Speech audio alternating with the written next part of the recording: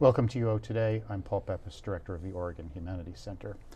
My guest today is Brad Shelton, Interim Vice President for Research and Innovation at the University of Oregon. A professor of mathematics, Shelton also serves as Vice Provost for Budget and Planning. He's been at the university since 1985. Thank you, Brad, for coming on the show. Thanks for having me.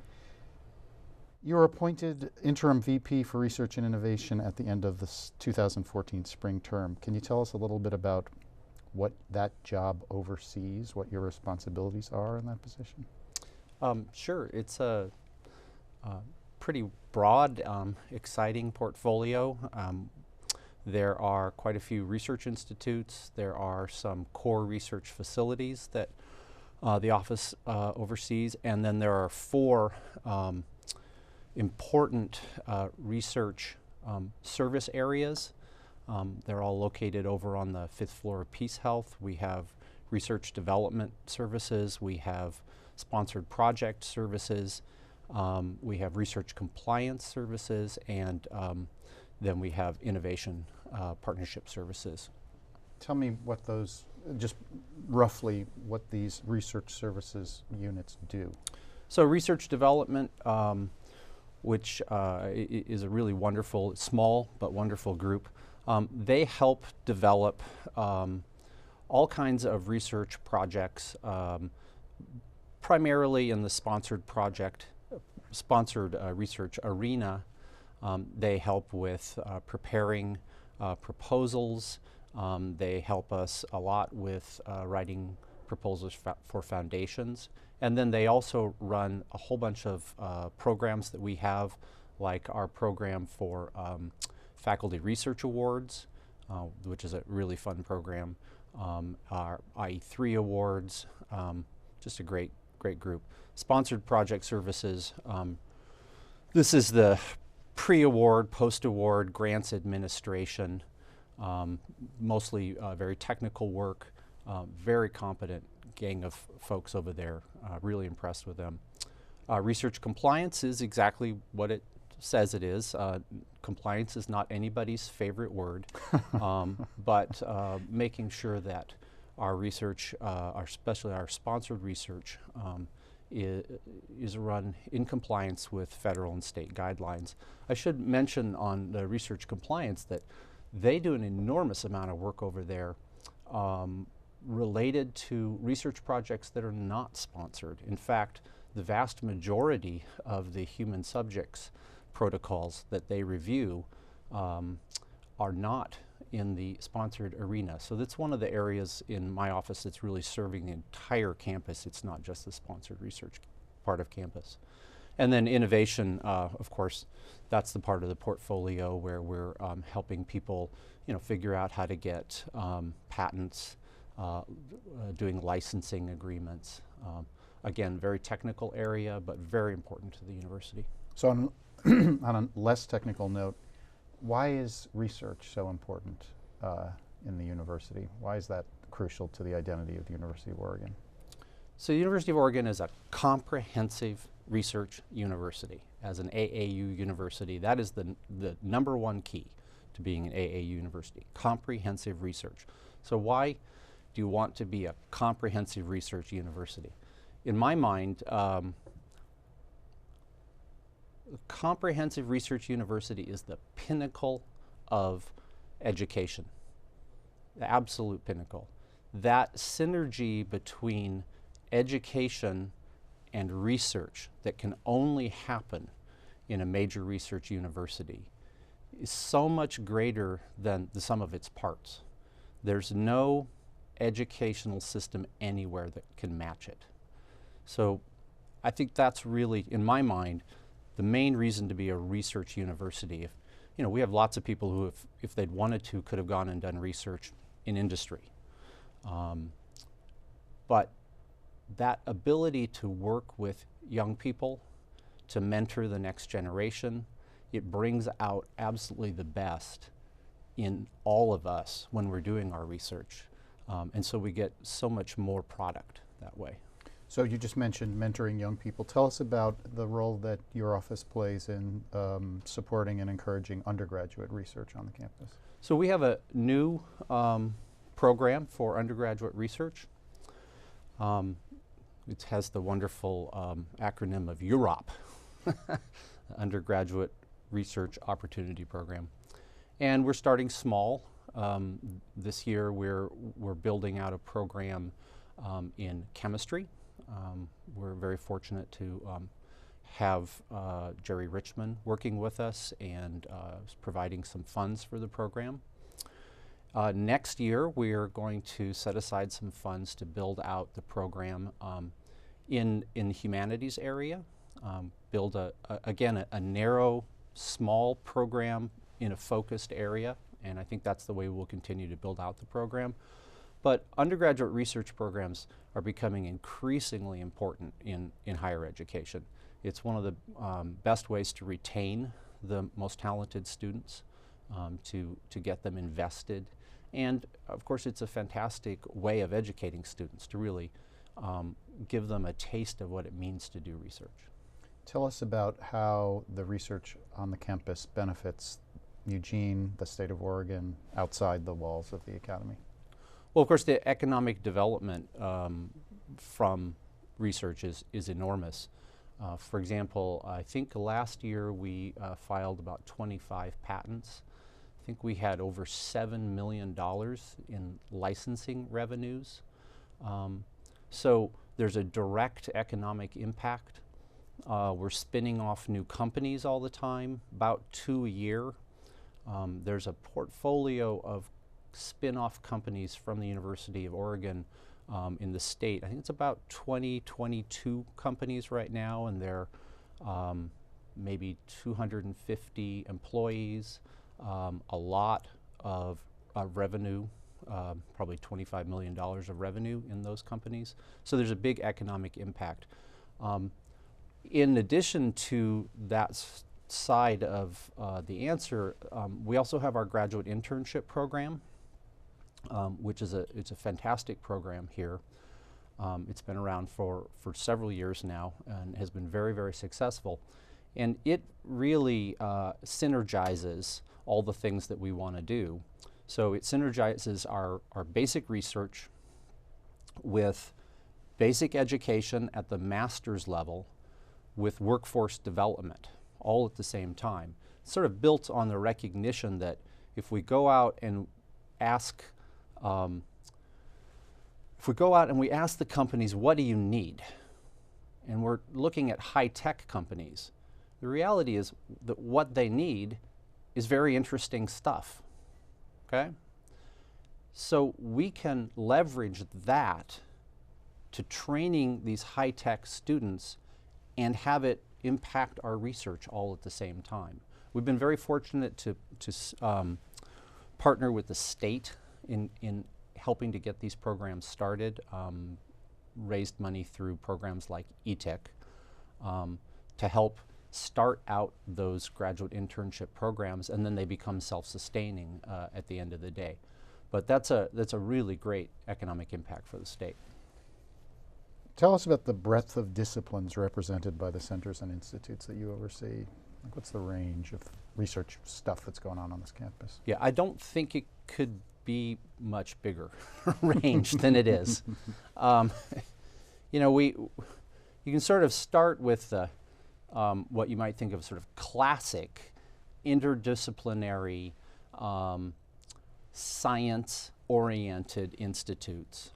We have quite a few in the life sciences, things like Institute of Neuroscience, Institute of Molecular Biology, Oregon Institute of Marine Biology, my favorite, IE squared. But so that sort of core group of life sciences, and then sciences more generally, you've got Material Sciences Institute. But then very rapidly you move away from the sciences and into interdisciplinary groups that are doing all kinds of interesting things. Prevention Science Institute, where most of the faculty are from the College of Education, not all, but most. But they're working with the biologists, human physiologists, psychologists. Very nice, lots of NIH funding there. And then you have another great acronym, CBERT, which I like very much, the Center for Brain Research, and I'm going to get it wrong. I'm going to be very embarrassed that I get it wrong. The Center for Brain Research and Instruction. I've got it wrong. I'm sorry. But CBERT's it's a great program. So they do research in understanding, treating people with brain injuries, and then teaching other people how to work with people with brain injuries. And it's a nice example, CBERT is a nice example of how, which and you see this in almost all of our centers and institutes, that there's this connection between the research and some type, very specific type of education. So whether it's molecular biology, this brain injury research, that's the word I forgot, or PSI, or the Center for the Study of Women in Society, another great example where the mission isn't just research. The mission always has this education component to it. And the way that education component shows up within that center tends to vary a lot. And then, of course, my favorite, the Oregon Humanities Center. My favorite too. You know, I think you know, this is just an amazing spectrum. And of course, I've left out an enormous number of people and institutes and centers. I probably couldn't name them all if I tried. So what's the role that your office plays in administering and guiding all these various units? What do you do? How do you manage them all? They're all doing such different things. What's your role in that regard? Yeah. I would like my role in the management of the centers and institutes to be as minimal as possible. I think that the basic way to manage that type of an organization is to help the organization pick a good leader, a good director, and then stand back and let them do their thing. Now there's times when they need a little help. They need to have a little bit bigger picture, and I think that's where my office can really help out. So if you're in the sponsored research arena and your focus is too narrow, you're going to miss opportunities, right? One of the things my office can do is sort of bring people in and say, there are some opportunities that you're missing. Sometimes that works a little differently. Sometimes it's the people in the units. They're coming to me and they're saying, we think we have these opportunities. Can you help us to realize those opportunities? I'd say that happens at least as often as the reverse. And so I think that's a very important role. Then of course, you know, the centers and institutes, they kind of run themselves, they do great stuff, but we also have then these business areas. We have the services that I talked about, and we also have the core facilities, which are very important to supporting the various research areas. So you have areas like CAMCOR, where essentially there's a business. There's a business that needs to be run, and yet that business that needs to be run has a very strong scientific component. And so you have to balance the scientific needs with the business needs. This is a fairly new structure for us, put in place by the former Vice President, and we're working very hard right now to really just smooth out those businesses, make sure that everybody understands how they work, taking our time, paying attention to each one individually. That's eating up a lot of time. So you've mentioned these hybrids, businesses, educational units or projects. You've talked about sponsored research. So give us a sense of the range of the different kinds of funding sources that are involved in research at the University of Oregon. Sure. Of course, we have the big money for us is coming from basically two sources. NSF, National Science Foundation, and NIH. And those are extremely important to us, and we will, continue to see probably the majority of our sponsored research funding coming from those two sources. But then there are a lot of other federal agencies that are important. If you're an individual researcher, then the most important agency is the one that's giving you money. Mm-hmm. So, the National Endowment for the Humanities, for example, they don't give us, as an institution, a lot of money, but if you happen to be the recipient of their money, it's a very important thing. And I mention them specifically because we have done amazingly well as an institution in getting NEH grants. NEH gets, they get about 1,000 grants, applications a year. We seem to get a couple of those, which is an amazing statistics because only about 8% of the applications are funded.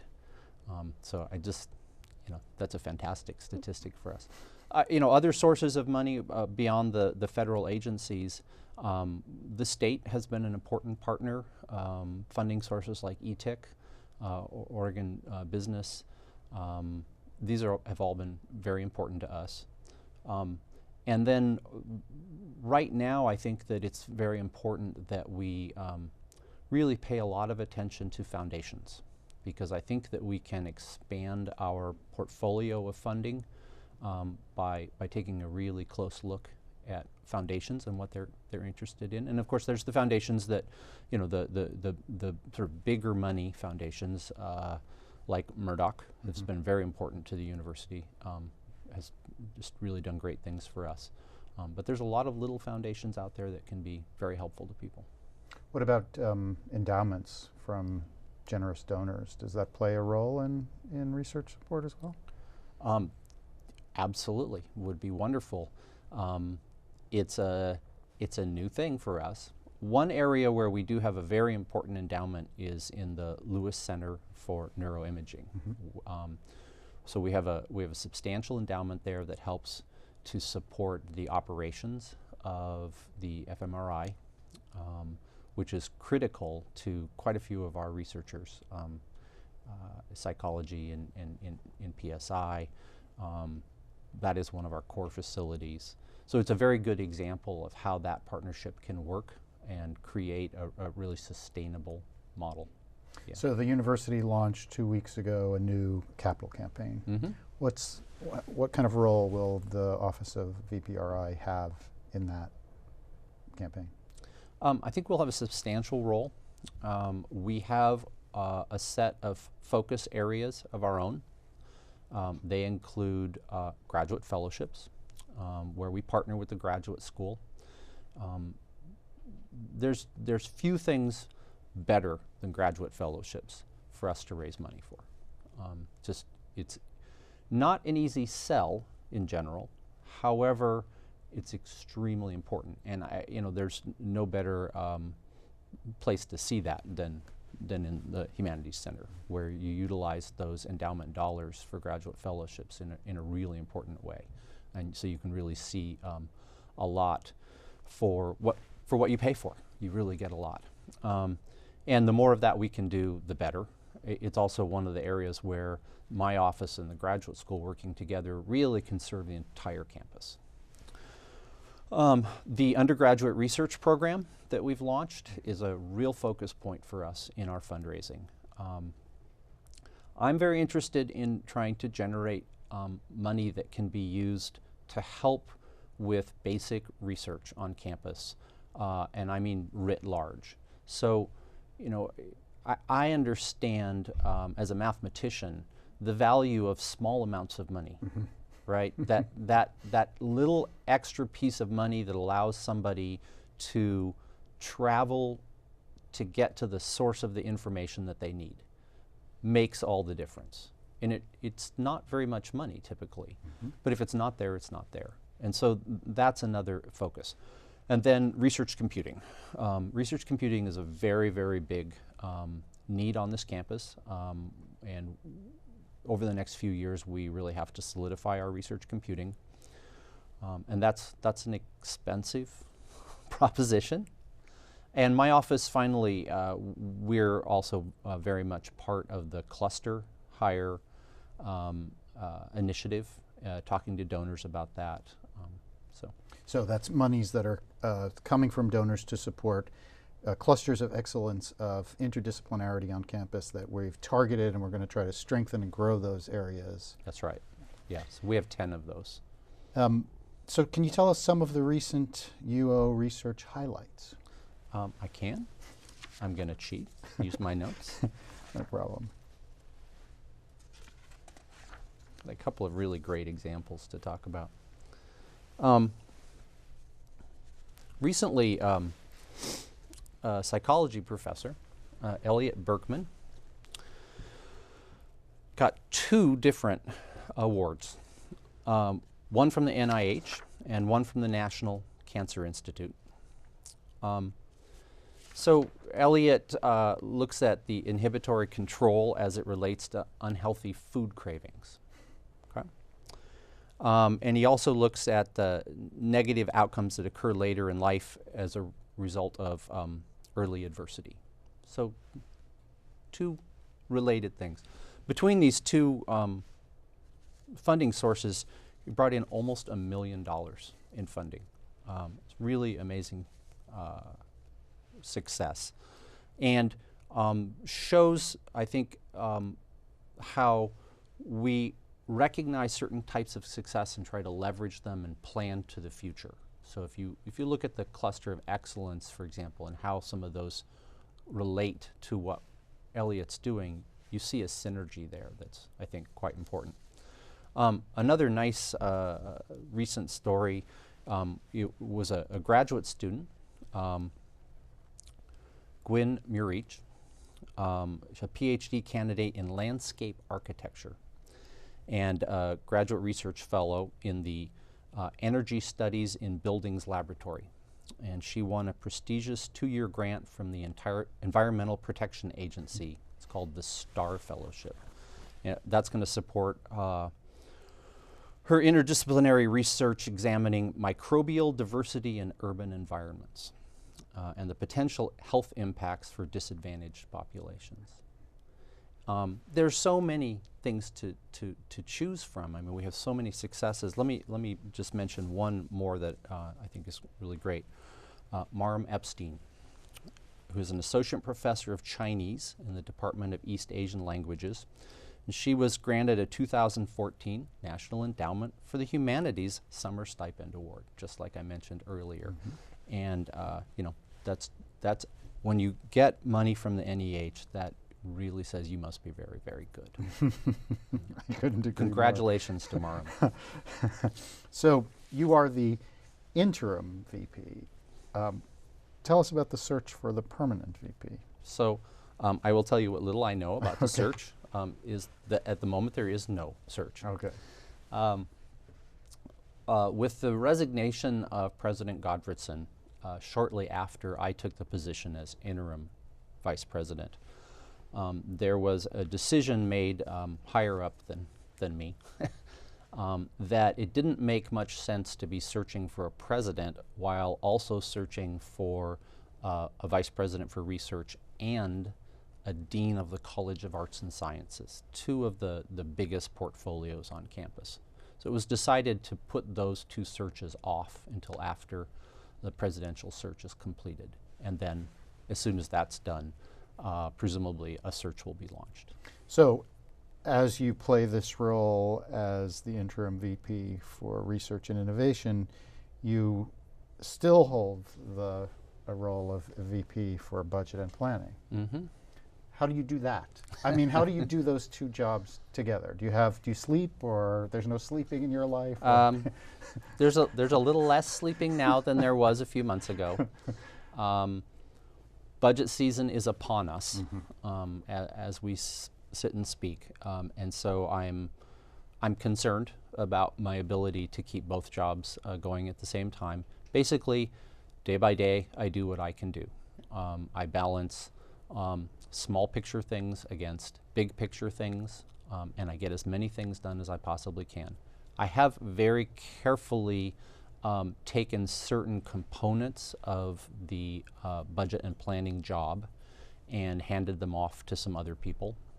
I was running a large data project on campus, and that's been handed off to a new group of people who I think will do a great job. And my day-to-day work in the budgeting arena has been cut way, way down. I also try to do both jobs at the same time as often as I can. Mm-hmm. So it's really kind of amazing how often I'm sitting at the table in a given discussion and I can do both jobs at once. My standard joke now is that I try not to send myself nasty emails. Does that work? Most of the time, yeah. Okay. Well, we have 2 minutes left, roughly. You are not only an Uber administrator, but you are a scholar and researcher as well. And I don't know if you've been working on your research recently, but could you tell us a little bit about the research you do as a mathematician? Sure. I have been working for a couple of decades in an area known as non-commutative algebraic geometry. And most recently, last 5 years, I've been working with something called splitting algebras. And my research time has been very, very limited. But I did just have a paper accepted a couple of months ago. So written with my last PhD student. So I study basically homological properties of non-commutative algebras and how those homological properties can be translated into geometric-like information. That's probably about as close to an understanding as you might get. Can I just ask you one question? Is this, this is sort of high-level theoretical work, yes? So if I were to say to you, are there practical applications in the real world or in the world of practical reality? Is there, can you answer that? So I would have two answers to that. Uh-huh. So the first answer would be almost surely not, although you never know with math. So the most esoteric, pure mathematics will sometimes have an application 50 years later. Things that seemed extremely pure in the year 1900 were being applied right and left in the 1960s. But my research, highly unlikely that it would ever be applied to anything. And the other answer to your question is that I don't care, because that's not why I do it. Right. Well, that's a great defense, research for its own sake. That's right. Thank you, Brad, for taking the time to speak with us today. I've been speaking with Brad Shelton, Interim Vice President for Research and Innovation at the University of Oregon. Join me next time when I speak with acclaimed artist and designer Maya Lin during her campus visit at the Oregon Humanities Center as the 2014-2015 O'Fallon Memorial Lecturer in Art and American Culture on November 20th, 2014. Thanks so much for joining us.